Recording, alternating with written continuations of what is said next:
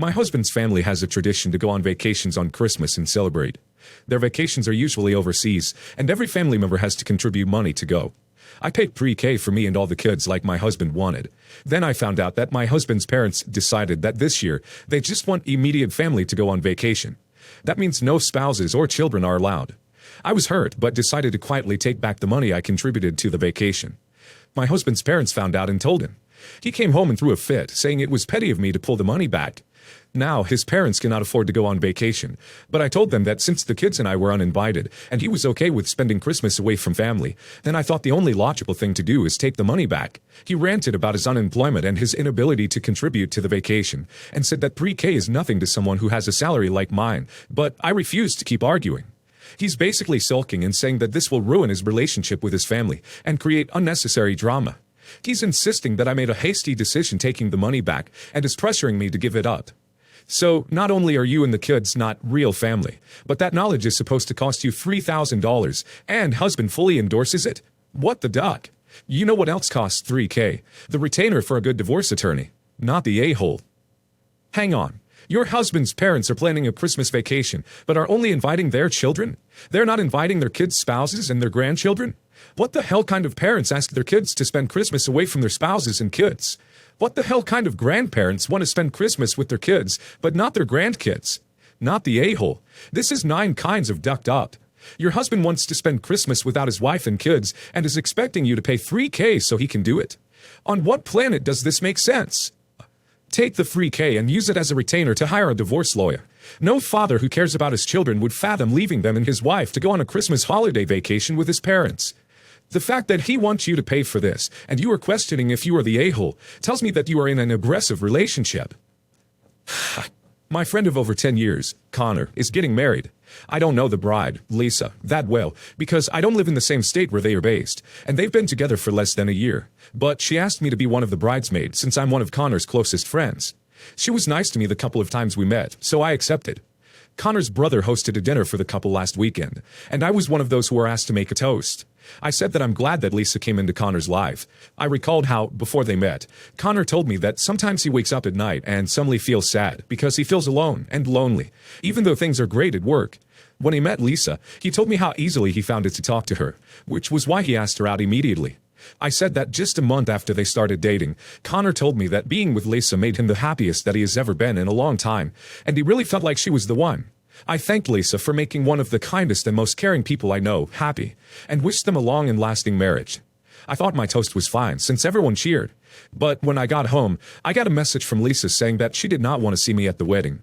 She said that I made my toast about my relationship with Connor, highlighted the fact that he tried to come on to me, and made her look like Connor is just with her so he doesn't feel lonely. She blocked me, so I couldn't reply. I called Connor to explain my side. I never considered him telling me he was lonely as him trying to come on to me, and I only mentioned the loneliness thing because I wanted people to know that he used to feel lonely, despite his professional success, and having Lisa in his life made him happy. He was surprised by what I told him, because he didn't know that Lisa messaged me. He said that he would talk to Lisa, and they are still at odds about this issue as far as I know.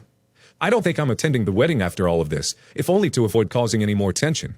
But I want to know, am I the a-hole here? Not the a-hole. That was a nice toast as you describe it. I'm concerned for your friend, though, that they dated for less than a year and are getting married, that he was lonely, that she reacted this way. It doesn't sound very healthy, more codependent, desperate, and rushed, and she sounds like a nut. Everyone sucks here. Sure, she is overreacting, but the reason I'm saying everyone sucks here is because highlighting someone's loneliness, regardless of the intention, and a toast at their engagement party is deeply tacky, and if I were the subject of that toast, I would have felt embarrassed and a bit miffed. You'd essentially painted me as a sad sack. Again, your intention may not have been to do that, but as a third party, that's exactly how I read it. Everyone sucks here. Your toast was too intimate, but her reaction is ridiculous. If anyone should be mad, it's him, for having things he told you in private aired in front of everyone. Not the a-hole. Your speech actually sounds really nice and not at all like you're trying to start anything. Lisa, on the other hand, sounds like a bit of a bunny boiling crazy person. I actually hope this highlights something to Connor that he may not have been aware of, because she sounds super jealous and a bit mad. My wedding to my wonderful husband was last month, and it was magical and so happy, with just one bit of awkwardness. My husband's brother made a speech, and wow, was it awkward and insulting. Highlights were him talking about how my husband used to be such a playboy, sleeping with all different beautiful women, and it took me coming around to make him settle down and grow up. He also made a comment about how I better never cheat on my husband, because he's had his little brother's back through his whole life, and that ain't gonna stop now that he's married. That came off like a threat a little. So at the end of his speech, or maybe just a long pause in it, I couldn't quite tell, I picked up the mic at my table wanting to give him a piece of my mind. But then, I remembered who I was in front of. Grandparents, children, all of our families. So I just settled on going, yikes, and leaving it at that. Something about the microphone or sound setup or something made that so much louder than anything said on mic all night. Imagine the loudest, boomingest echoing in a large hall yikes ever. My husband cracked a joke that I sounded like the voice of God. And God saith upon thou. Yikes, man. And I started getting the giggles, and the microphone caught them and amplified them, and the sound system got in some feedback loop, screeching over my giggles, which made me laugh even harder at the ridiculousness of it all. Anyway, it kind of cut the tension in the room, way better than me saying anything too mad would have done, and we moved on with our night. Now, it's apparently become some sort of an inside joke on my husband's side of the family to go, yikes, at my brother-in-law, which is getting on his nerves apparently. My husband talked to him about the speech, and he apologized for not preparing something better, for making it druckier than he should have, and for overall sticking his foot in his mouth. He'd apparently meant the taming the playboy thing as a compliment. And also, he had more to his speech, stuff that was really complimentary to me, but I'd cut him off before he'd gotten past the jokey part of his speech. But he was kind of annoyed about my reaction. That was really condescending and had become a bit of a joke in his family. Apparently, his kids have gotten in the habit of going, yikes, Dad, too. I don't really regret what I said. I was on the spot, holding back from saying something nasty, and I felt like I chilled out an awkward moment okay. Am I the a-hole for my reaction? Not the a-hole. This is hilarious, and you handled it well, even with the microphone making you the voice of God. Who starts to talk about the bride potentially cheating in the future during a wedding speech? Not the a-hole. Oh wow, just wow. I mean, who does that? I think yikes was remarkably restrained considering that your brother-in-law devoted his speech to talking about all the beautiful women your husband used to sleep with, and then making some weird thinly veiled threat. I would probably go nuclear if that happened to me. Not the a-hole. Your yikes was probably the best thing you could have said in that moment. He knows he did wrong too, but since he's obviously embarrassed, it would be good of your family to ease up on the yikes and give them some time to get over this moment enough to be able to laugh at it more. I, 26 male, have a stepsister, 23 female. We were never close. She would lie and try to get me in trouble, but my dad and her mom would always catch on. She tried ruining a few of my school projects because she was jealous I was doing really well in school, and she was struggling. She even went so far as to try and hide my acceptance letter to my dream university. And I tried to distance myself from her as much as possible, because she is not family. Everyone in my side of the family does not recognize her as family either. That does not make me an a-hole. She's a stranger, and I hate her. Anyways, I'm doing really well for myself. I got lead engineer pretty early on in my career because I never miss an opportunity to work overtime. I've never missed a single day, been late, or needed help with work. Instead, I was the one helping. I earned 6 figures. I moved out of our apartment complex, and with my cousin, we now own a home. My relatives and my dad, whom I still have contact with, visited a few times. A very distinguished part of the house is my flag of Italy. Stepsister was able to find my house because of this detail. All the houses looked very similar. Apparently, my dad kicked her out and told her my address and told her to live with me. She came knocking on my door asking me to stay a few nights and for some money, to which I refused. She kept persistently knocking. I asked her to stop. She said she was my sister and said I have every right to stay in this property. I threatened to get law enforcement involved to remove her from the premises. She was so angry to the point where she tried to throw a rock on my home country's flag. I was so mad. She left screaming, and she is now staying with her aunt from her mom's side. I've been getting angry calls from her side of the family, to which I had to block a few numbers. My friends and family, dad's side, told me I was too nice with how I handled the situation. Am I the a-hole? Not the a-hole. A stepsister is not a half-sister, so you're referring to someone you share no DNA with, which means she isn't your sister and you have no obligations of any sort.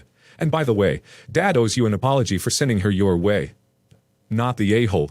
On what planet does she have the right to say that because if her stepbrother lives in a house, that she gets to too? There's your entitlement. As far as the other family members who are giving you grief for not letting her stay at your place, have just graciously made themselves available for her to stay at their place. Not the a-hole. I don't think you owe her anything. She is entitled in acting this way. You don't have to let her stay, or borrow money if you've never been close. And your dad overstepped giving her your address and telling her to stay with you. Weird. Keep blocking their numbers and just get on with your life. I'm female, about to graduate from university this year, and I'm really happy about it. This is not the US, so I'm graduating from my major directly. Not saying what for privacy reasons. My mom has been married to my stepdad for 10 years now, and he has 3 kids from a previous relationship. I'm not really close to them, but I used to spend weekends and half the holidays with them. My dad, who was also remarried, but I wasn't close to my stepmom and her kids either, passed away 2 years ago. I was a total daddy's girl. He was my favorite person in the world, and I miss him dearly every day. I also love sushi. Neither of my parents like seafood, and my mom refused to eat or take me to sushi places because I had to suck it up for her, while my dad did the effort, so we always went to a small place near his home. He promised me that for my graduation, he'd take me to this big sushi place in town, high-end and expensive, just for the laughs. I looked forward to it every year until he passed. I already knew that my mom wouldn't take me, so I made the plan myself just to close that chapter of my life with my dad. I invited both of my step and bio families, grandparents, 2 uncles each, and my step-parents and their kids. And I'm paying for the whole deal. Expensive, yes, but I've been saving and I can afford it. My mom said no, that neither she or her family would come, and my stepdad said that we should rearrange all the plan to cater everyone. He also said that 2 of his kids developed seafood allergy, and it's not possible for them to come. I said bummer, but anyway, I wasn't going to change my plan, and they're welcome to not come. Both my step-parents and my mom knows why I want this restaurant, and my stepdad said it was insensitive of me, because I was putting a dead man's wishes above my living family. I just shrugged and said whatever he said was pointless to me, and we might be able to do something the next day, but my plans will not change, and they can either come or not. I don't really care. My mom has been sending me texts, calling me spoiled and a brat, but my grandparents, her parents, told me not to listen to her and that they're looking forward to see me at my dinner. My mom also sent me some other restaurants so we can both compromise, and my stepdad offered to pay for the dinner. But I keep saying no. So, am I the a-hole? Not the a-hole. It's not about a dead man's wishes, as your stepfather so crassly put it. It's about your wishes. You're the one who is graduating. You're the one who's paying. It isn't up to stepfather or your mother to decide where you celebrate your graduation. If they want a meal they like, they can host another celebration dinner for you. Not the a-hole. Let me get this straight. You plan to have this special dinner for years, and they want to change it? No. Just because your dad thought of it with you doesn't change anything. It's for you, not him. Although I'm sure he will be on your mind. If they can't understand that, then they don't need to go. They don't know what they're missing. Not the a-hole. This is your party. You get to choose where it's at and who is going. If other people want to have parties, they can choose those things for their own parties. I currently have a broken tailbone because my boss decided to kick the office chair when I went to sit. I'm not mad at her because I could easily see myself doing the same thing, and who would have thought? My wife is pretty pissed. She keeps bringing it up and acting like I should do something, but like I said, I don't really blame her. I'm currently out of work and my boss came over today to check on me. She apologized again and she made cupcakes, so I think that is more than enough. My wife lectured her about how dumb and immature it was. This woman ducking owns the company, so that was a stupid thing to do. She was actually really nice and understanding. When she left, I told my wife that she was completely inappropriate, and how dare she jeopardize my job like that. We had a fight, and I told her that she really embarrassed me, which she did not take well. Yes, the a-hole. Your wife is right, and you have every right to sue for any medical expenses, out-of-work pay, and disability. Your boss only came over to make sure you won't sue, and she acted like a good guy with concern to throw you off. Don't be fooled. She only came over to see if you were angry enough to sue her. What she did was a liability, and you could end up with long-term pain because of this, and suing the crap out of her. Even though your boss was joking, what she did was an intentional liability. So, yes, your wife was right, and you were wrong. Yes, the a-hole. And if your boss fired you because your wife was pissed that said boss injured you in a prank, I'm fairly certain that there's a big lawsuit coming their way. This isn't the office. A boss can't run over somebody with their car and it just gets laughed off. You're such a huge a-hole that it can be seen from space. Seriously. You admit that your wife sees your relationship with your boss as flirty, yet your wife takes the back burner. You and your boss act like effing children, and it has affected your wife because she's the one taking care of you. You haven't answered any questions about the flirting. You're misdirecting your anger because your wife actually gives a crap about you. Grow up and learn how to treat your wife. Put yourself in her shoes, and imagine she has a broken tailbone because of her stupid and careless flirting with her boss.